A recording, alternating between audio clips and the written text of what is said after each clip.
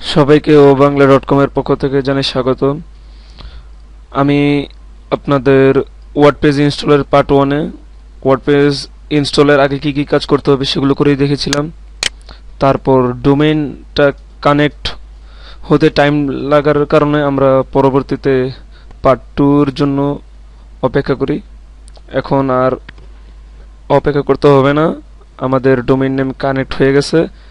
এখন আপনাদের দেখাবো কিভাবে আমরা ওয়ার্ডপ্রেস ইনস্টল করব। প্রথমে আমরা আমাদের যে ডোমেইন নেমটি সেট করেছিলাম সেটিতে যাই।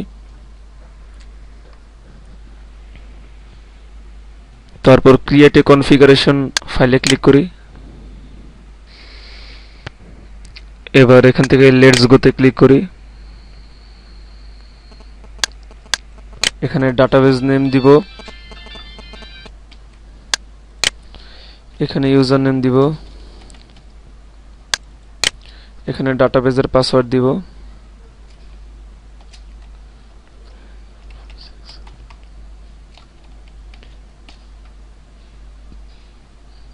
ডাটাবেস হোস্ট যেটা আছে সেটা থাকবে লোকাল হোস্ট। টেবিল প্রিফিক্সটা চেঞ্জ করে দেব। টেবিল প্রিফিক্স ডিফল্ট ভাবে WP থাকে, এটা থাকলে আপনার সাইটের সিকিউরিটি লো হয়ে যাবে, কারণ সকল হ্যাকাররা জানে যে ডিফল্ট টেবিল প্রিফিক্স কোনটা, তাই এটা চেঞ্জ করে দিব যাতে হ্যাকারদের একটু কষ্ট হয়।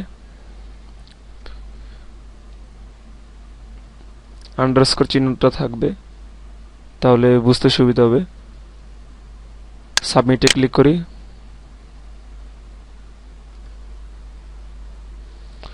রান দ্য ইনস্টলে ক্লিক করি। সাইটের টাইটেল দেই, ইউজার নেম দেই, পাসওয়ার্ড দেই।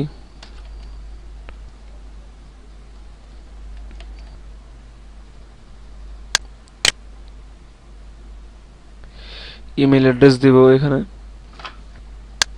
ইনস্টল ওয়ার্ডপ্রেসে ক্লিক করি, এখানে টিক চিহ্ন থাকবে, তাহলে গুগলের মতো সার্চ ইঞ্জিন আপনার সাইটটিকে খুঁজে পাবে সহজেই।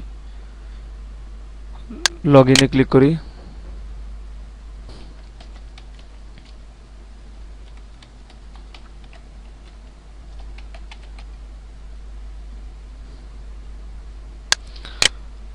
লগ ইন করি।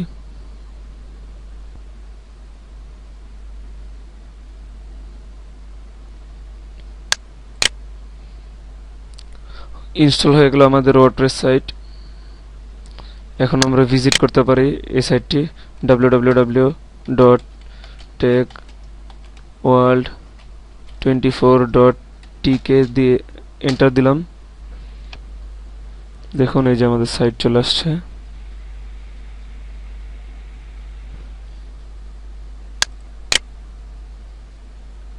ড্যাশবোর্ডে ওয়েলকাম জানাচ্ছে, এটা সরিয়ে দিতে চাইলে ডিসমিস দিস মেসেজ এটাতে ক্লিক করব অথবা এটাতে ক্লিক করব। চলে গেছে। তো আমাদের ওয়ার্ডপ্রেস সাইট ইনস্টল করা কমপ্লিট। পরবর্তীতে বাকি বিষয়গুলো যেগুলো ওয়ার্ডপ্রেস সাইট চালাতে প্রয়োজন সেগুলো আস্তে আস্তে আলাপ আলোচনা করা হবে। তো সবাইকে ধন্যবাদ। আমি এখন এটিকে লগ আউট করছি। পরবর্তী টিউটোরিয়াল দেখার জন্য আমন্ত্রণ রইল।